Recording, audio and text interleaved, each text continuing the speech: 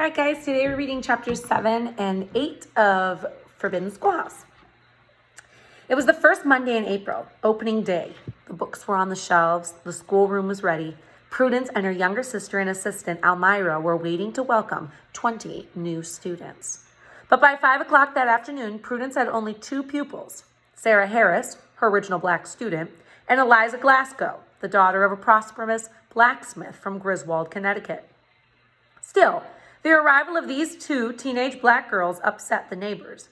Andrew Judson and his friends called another town meeting to deal with the problem.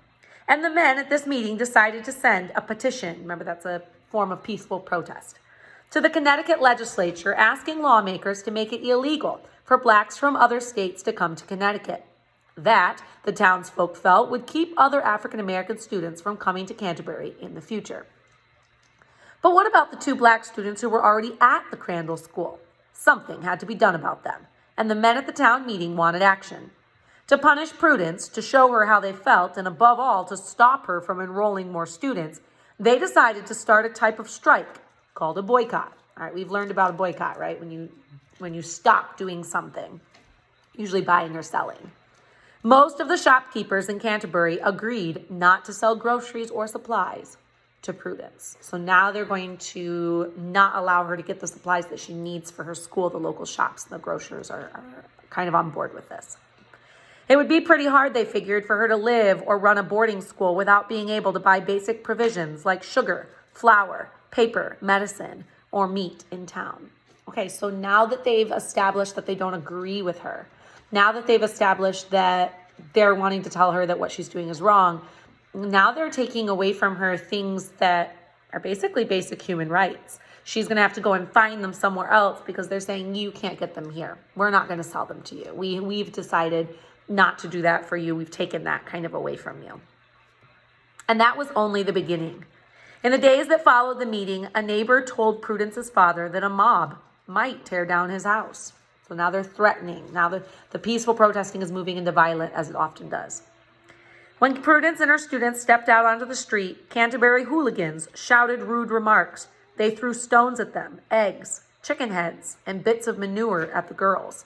So this is another kind of like the Boston Massacre, where they're not necessarily being violent in the sense of having a weapon, but they're still being violent in their harassment. Today, of course, you would be charged for harassment and assault, okay, throwing something, but at this time, those laws didn't exist the same way that they do today. The only bright note came from the Liberator. We have received, Garrison wrote, the heart-cheering information that Mrs. Crandall has commenced her school and is resolved to persevere against all opposition. So the Liberator is sharing with the world that this woman has started her school and she is going to persevere. She is going to stick with it against all opposition. Ellen White says, the world is in want of men who will stand, men and women, who will stand though the heavens may fall. The want of the world are people that will stand against all opposition. What a great legacy to have. In a classroom in the elegant white schoolhouse at the center of town, lessons began. Sarah and Eliza tried to work at their books. Prudence tried to concentrate on teaching, but there were so many distractions. She had to worry about the insults, the petition, the boycott. There's India telling us it's time for class. And whether her father and brother could haul enough supplies to the school from out of town to keep it going. On top of all of that, there was the problem of pupils. She couldn't keep the school open long with only 2 students. If the other girls she'd recruited didn't show up soon, her school would become bankrupt. Still, April 12th was a good day. A new pupil, 17-year-old Anne Eliza Hammond, arrived from Providence. She was the first student from outside of Connecticut, and the town knew it. The next evening, at about 7 p.m., the Canterbury sheriff pounded on the Crandall door. He'd come to deliver a written warning from the town authorities. It said that Prudence and Anne Eliza were breaking the law. So now they're using the law and the government to kind of help their protest and their attack. It was an old law, one that most people in Canterbury probably didn't even know existed. Originally, it was written in 1650 to keep homeless beggars out of town. The ordinance had been dredged up by Andrew Judson and his friends, So they've dug back into the annals of history, and they're reaching for something that nobody even really knew existed, something from 1650. And they're trying to find as much evidence as they can to support their cause.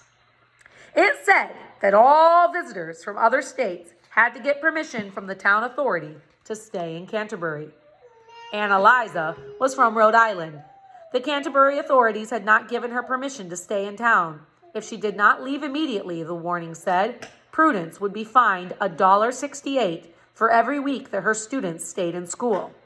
If Prudence did not pay the fine, Ann Eliza would be arrested, sent to the town whipping post, and whipped on the naked body, not exceeding 10 stripes. This is serious. So now they actually found a law. They found a law that they dredged up from some old colonial time when this was a Puritan colony. And they're going to charge her. And if she stays there, or if she doesn't pay the fine, then she will be arrested. The girl, the student, will be arrested, taken to the whipping post, and whipped on the naked body with 10 stripes. I mean, at first, all of these things are things that you're like, okay, I can handle. Now her student, somebody that, is pretty much an innocent in all of this, could really be hurt. That was serious and frightening. There was no way Prudence would ever allow Ann Eliza to be whipped. But what could she do?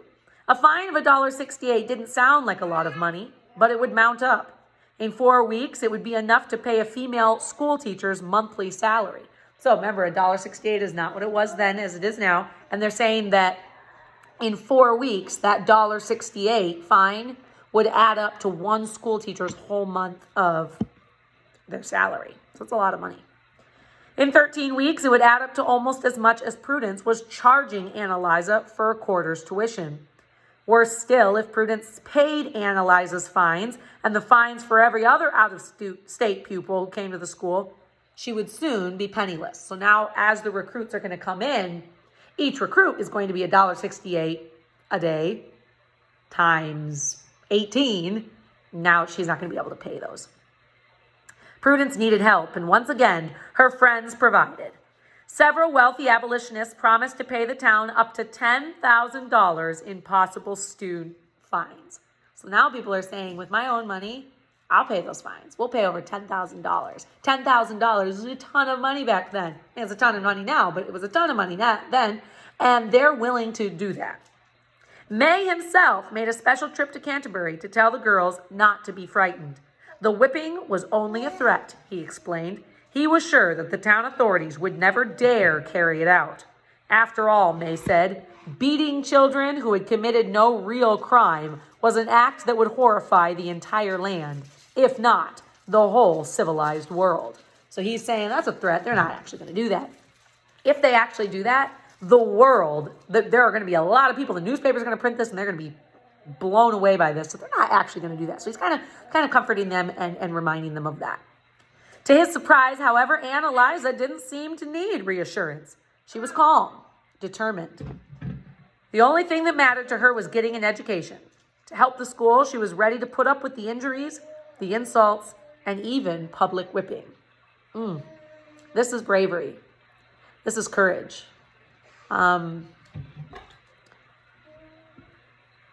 Not something that people don't still have to deal with today, though. Just because maybe blacks and whites can go to school together, there are still deep unkindnesses that people can do to one another, that families can do to one another, that students can do to one another, that people in relationships can do to one another. And it takes bravery and courage to take an injury. It takes bravery and courage to take an insult. It takes incredible bravery to be able to stand up, yes, for yourself. It takes incredible bravery to stand up for somebody else and to tell people what you are doing is wrong. The way you are treating somebody, the things you are saying about somebody is wrong. And that is the very definition of bravery. And it's the definition of the quote that Ellen White says, men and women who will not be bought or sold. They're not interested in being popular. They're not interested in whether this might make people upset with them or not. They're going to defend people. They're going to do what is right, though the heavens may fall, though the earth may crash around them, though they might get public whipping or be unfriended, they are willing to defend a friend or another person's honor. Despite the difficulties, new students kept arriving. One girl from Hartford, Connecticut was treated so badly by the other passengers on the stagecoach that she got off in Brooklyn, picked up her baggage, and hiked the remaining 6 miles to Canterbury. I mean, you can't stop these girls. They are going to fight for their rights. They're going to fight to show the world that the world is wrong and that they are simply coming to get an education. 6 pupils arrived from New York, and more came from Pennsylvania, Rhode Island, and Massachusetts. One girl was the daughter of a freed slave.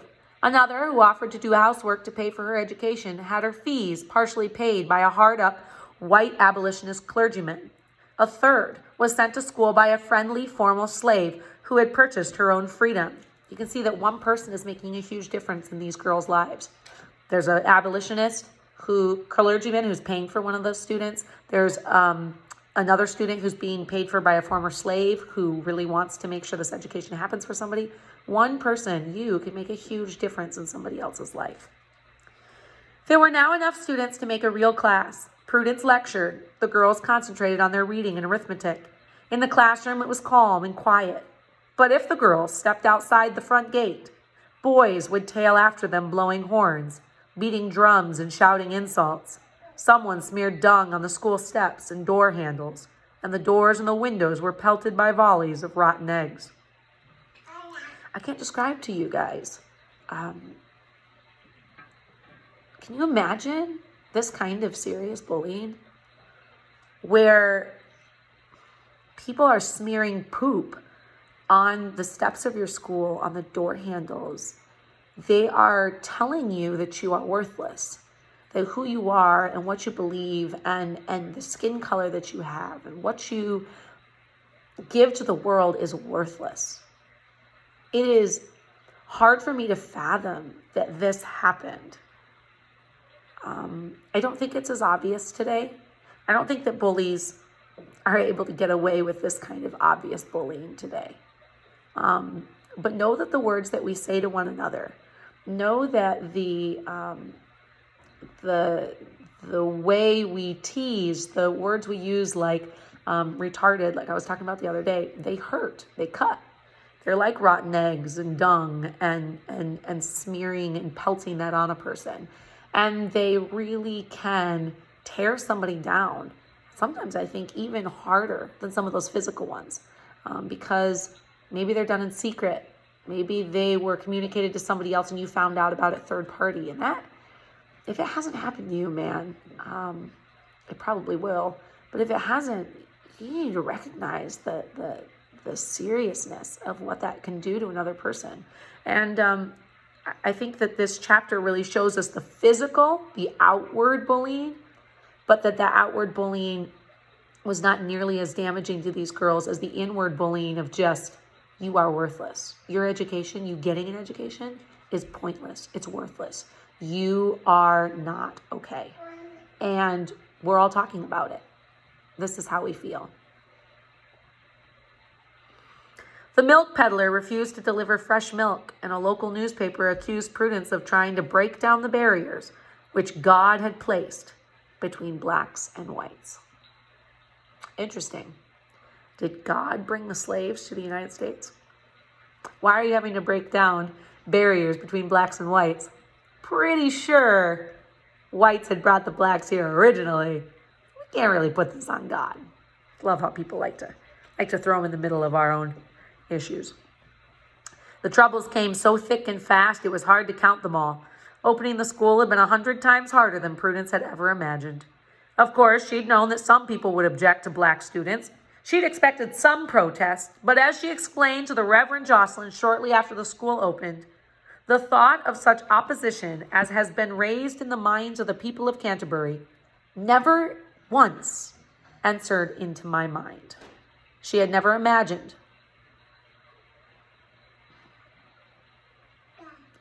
that Christians would act so unwisely and conduct themselves so outrageously. Nothing had prepared her for this present scene of adversity. but she had made up her mind. She wasn't going to give up. "I trust God will help me keep this resolution," she wrote. It is difficult. It is sometimes discouraging and heartbreaking to watch what Christians will do and the way they will conduct themselves and the words that they will say about people that they disagree with, about people who they may differ in opinion with, about what they might say in front of somebody and what they might say in private.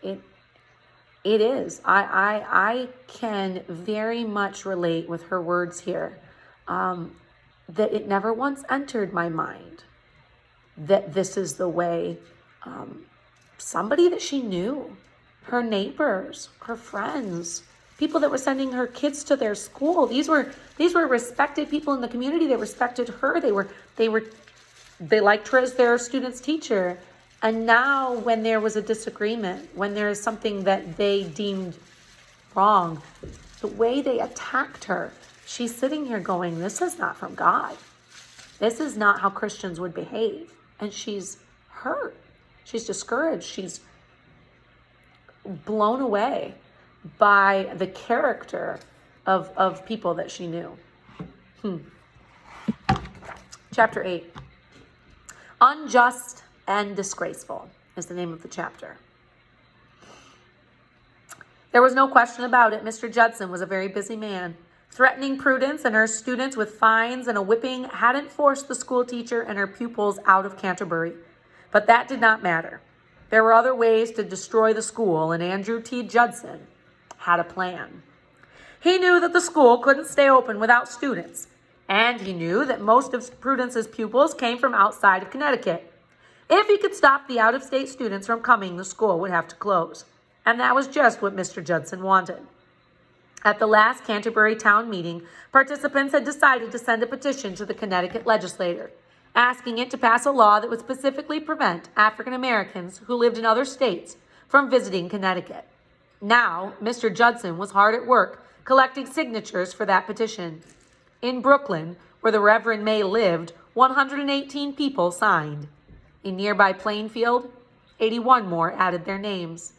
131 Canterbury residents signed on, and people in 13 other towns put down their signatures. Day by day, the numbers grew, and in a few weeks, Andrew Judson had a petition with 903 signatures to take to the Connecticut legislature in Hartford. I can guarantee that someday, in some book of life, which I believe is full of stories. I don't think it's full of people's names. I think it's full of the stories of our lives. 903 people will have to stand in judgment. They will have to answer for the piece of paper that they signed saying, we don't like these people. We don't want these people. Get them out of here. There is a responsibility that they claimed when they signed their name. Just like when a bully or when somebody hurts somebody and others laugh, right? We call those bystanders. We answer to that. God calls us to saying, stop. He calls us to ending injustice. And that's really what we're working on and what we're looking at this week. We are looking at what are the injustices of the world. And as Christians, can we stand by and just say, ha ha, yep, you're right. Ha ha ha, super funny. Or do we have a responsibility to say, no, that is unkind. That is not right. This is unfair. This is not what a Christian would do or what we should be allowing in our nation. How can we stop that? 903 wasn't a huge number. It certainly wasn't a majority of the people living in Connecticut. But the state legislators took the petition very seriously. So this is an example of popular sovereignty. It's a great, beautiful idea, but it's really bad when the popular vote is against a group of people. Fearing that the existence of a school for African Americans would encourage blacks from other parts of the United States to move into Connecticut, they began to draw up a law that would stop African American students who lived in other states from going to school in Connecticut. At home in Canterbury, Prudence, her pupils, and her assistant teacher, William Burley, tried to carry on. They had lessons, they worked. When the spring breeze blew through the windows, they must have tried not to notice that the curtains had been stained by a barrage of rotten eggs. Since Prudence refused to cower in her house, or hide in her house, she took the girls on an outing to the nearby town of Norwich. Despite the gang of boys who sometimes threw sticks and stones at the students, Prudence and her charges made the trip safely. But life was hard. Although a few Canterbury shopkeepers continued to sell the school groceries, Prudence's father and her oldest brother Hezekiah often had to buy supplies in other towns and cart them to the school by wagon. In Hartford, the legislature continued to work on the new law that Prudence knew was aimed at keeping students out of her school. A whole army seemed to be lined up against her, and it was time to fight back. This reminds me so much of Malala. If you remember in Malala, her school was, they were trying to shut her school down because it was teaching heresy, according to the traditional Muslim terrorist groups. And they were threatening them. They were trying to bully them. Kids were slowly dropping out because their parents were afraid. Remember, they went on that field trip to like a arboretum or something in that garden, and the newspaper had printed this whole thing about how the kids had been so inappropriate and all of this stuff. This reminds me a lot of that. A whole army seemed to be lined up against her. Yeah. Bullies, hurtful words, prejudices. That's part of the devil's army. He loves it when people work in communion with his ideas and are able to attack other people. A whole army lined up against her. It must have just been discouraging. Prudence knew, of course, that proper, well-brought-up 19th century ladies were supposed to bear their troubles silently, but she couldn't afford to worry about such convention. For weeks, her enemies had been stirring up anger and spreading lies about her school, and Prudence had to tell her side of the story. So at this point in the story, Prudence and her pupils experiencing all this hate have a lot of choices that they can make. They can fight back, they can retaliate, they can throw eggs, they can go to the legal side of things and try and get things passed, they can move, they could give up, some of the girls could go home. She could decide that this is too difficult, go back to being an all-white school. There are lots of things that she can choose to do at this point that we're going to find out she decides to do. Prudence knew, of course, she did it as politely as she could. In a calm, well-written letter to a local newspaper, Prudence laid out the facts. So interesting, you see here, facts. So she's trying to be unbiased, and she's doing it very calm and polite.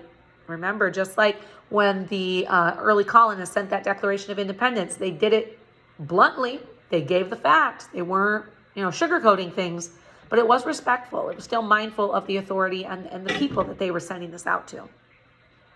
She told readers how she'd originally met Sarah Harris, why she had decided to start the school, and why she felt it was important to fight against prejudice, the mother of all abominations.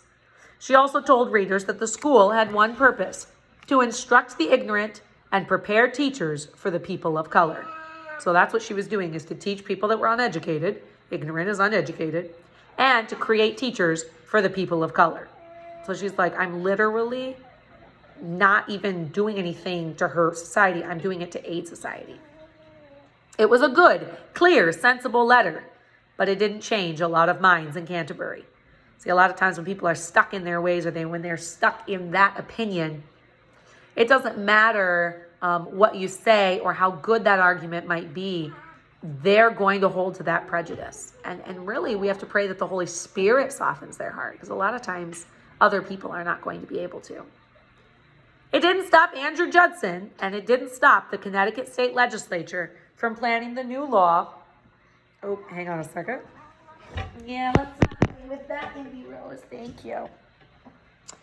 Plugs are not safe for children. It did not stop the Connecticut legislature from planning the new law against African Americans. Still, Prudence did have friends. The Reverend May supplied advice. Simeon Jocelyn encouraged her, and Prudence soon came to depend on Samuel May's Brooklyn neighbors, the Benson family. George Benson, a rich retired abolitionist merchant, was a good friend of William Lloyd Garrison, and his children, particularly his daughters Anna, Helen, and Mary, became some of Prudence's dearest friends.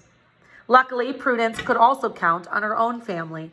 One brother, Reuben, wanted his sister to close the school, but the other Crandalls stood staunchly by her side.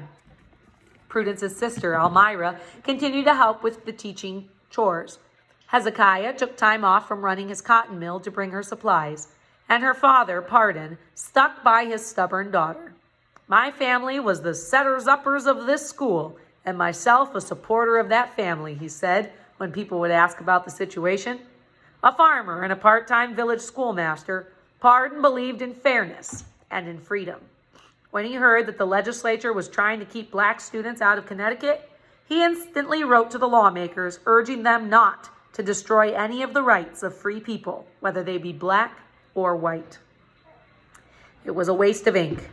On May 24th of 1833, the legislature passed a statute that became known as the Connecticut Black Law.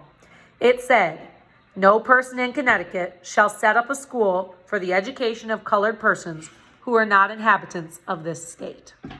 That meant that it was illegal for African American students from other states to go to Connecticut schools. A Connecticut citizen, like Prudence, could be jailed or fined for running or supporting a school that admitted out-of-state black students. And the fines were huge: $100 for the first offense, $200 for the second, and $400 for the third, and so on. If Prudence had 7 students from outside of Connecticut, her fines would amount to $6,400. And of course, at that time, it's way more in their money. She could never have paid a sum like that. If the Canterbury authorities enforced the law, Prudence and the school would be ruined. Something that keeps playing in my mind as I read this book is that this is the North. This is Connecticut. And there's so much, we villainize the South as being against slavery and being against African Americans. This is the North. So this prejudice really was nationwide, even if slavery wasn't dominant in the economy. It was just what Andrew Judson and his friends had wanted. To celebrate the new law, the Canterbury townsfolk fired off a cannon 13 times. They shot rifles into the air, they danced around bonfires, and they kept the church bells clanging for hours. It's hard to imagine, isn't it? People so focused on damaging somebody that they're celebrating. They're acting like it's the 4th of July. They're acting like they've just passed some great, wonderful thing for the world. And it was wicked. It was awful to restrict education from a group of people. And yet here they are celebrating it. Other U.S. citizens reacted differently. Unprejudiced people were appalled. That means really shocked by the new black law, and said so. In Hartford, which is also in Connecticut, a local newspaper condemned the statute. In New York, an abolitionist newspaper called The Emancipator printed a stinging letter that called the law unjust and disgraceful. A group of Connecticut citizens even sent a petition to their legislature asking that the lawmakers repeal the statute immediately. All right, so now we're going back and forth. They signed a petition to get the law, and now people are petitioning to get rid of the law, different people, obviously. So trying to use that form of protest. But criticism didn't bother Andrew Judson. As soon as the new statute was on the books, Mr. Judson and the Canterbury Justice of the Peace drove out to the Crandall farm. From now on, they told Pardon, carrying groceries and supplies to his daughter's school was strictly against the law. Make no mistake about it, they told the old man. If you go to your daughter's, you are to be fined $100 for the first offense, $200 for the second offense, and double it every time. Then they turned to Prudence's mother. Mrs. Crandall, they said, if you go there, you will be fined, and your daughter, the one who established the school for colored females, will be put in jail in close confinement. There is no mercy to be shown about it. So now they have gotten the law on their side. Now they have justice. Now they have the right. Now they have the American government, and they're going to use it. They're right? That's how they feel. What we're doing is right because obviously America agrees, the government agrees. Now it's a law. They're really unstoppable at this point. Can you imagine all this over a school? Over educating somebody? And we just take it for granted. Pardon Crandall listened to the two men, but he had no intention of letting them tell him what to do. He didn't like being bullied. He believed Prudence had a right to run her school. Besides, no one was going to stop him from visiting or helping his daughter. Still, even Pardon had to admit that the situation was now getting dangerous. The new law had been passed. The penalties were severe, and sooner or later, Judson and the Canterbury authorities were going to carry out their threats. In the schoolhouse, Prudence gathered her pupils around her. She had 13 students now. They were happy and doing well in their studies, and she still had ads in the Liberator asking for more pupils. When he visited, the Reverend May found that Prudence and the girls looked calm and resolute. Years later, however, Prudence would confess that these were weary days. She had no intention of closing the school, but she knew it would be hard to fight the new law, and it wasn't easy to figure out exactly what would happen next. Sometimes when you're fighting for something that's right, there are moments where the devil clouds God's plan and his hand in it. He puts this, it doesn't mean he's not stopping it. God's hand is helping with it, but he puts a cloud of doubt, a cloud of darkness around us that we're not able to see past it. And he's hoping to discourage us. He's hoping to have us give up. When we find out that maybe something that we were trying to teach somebody failed. When we were standing up for a friend and instead we lose another friendship over it.